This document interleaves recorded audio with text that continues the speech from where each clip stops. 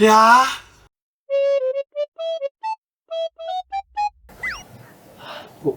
မင်္ဂလာပါအေးညီကိုဒီစားပစ္စည်းလေးကြည့်ရတယ်ကြည့်ပြီးအကုန်ဝယ်မှာနော်ဟုတ်ကဲ့ဒီစားအမိုက်ဆုံးဆိုတာလေးချက်ပြโอเคပြဈေးစိတ်ဝင်စားအောင်ကုန်ဝယ်ပလိုက်ဟုတ်ကဲ့မလို့ဒါလေးရှင်းပြဟုတ်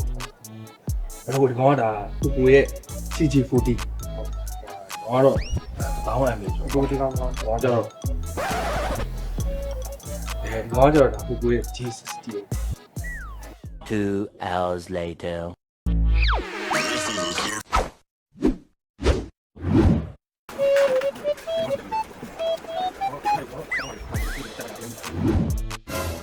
ဒီကမှာဘာလို့လဲ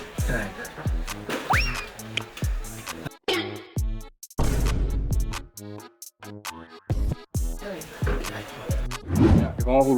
တက်စီမောင်းတဲ့ဟာကြလို့ရှိ ဟောတိုက်စီကိုတိုက်စီကို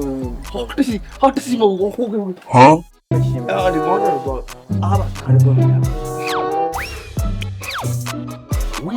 ဝီ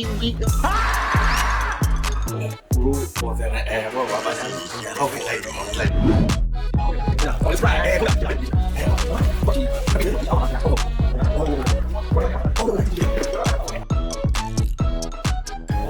ယေမောနေ ဟုတ်မောကျေးဇူးပါညီဟောတဲ့ကိုစကွန်ကလေးပဲရင်ကတ်သွားလိုက်မယ်နော် ဗျာ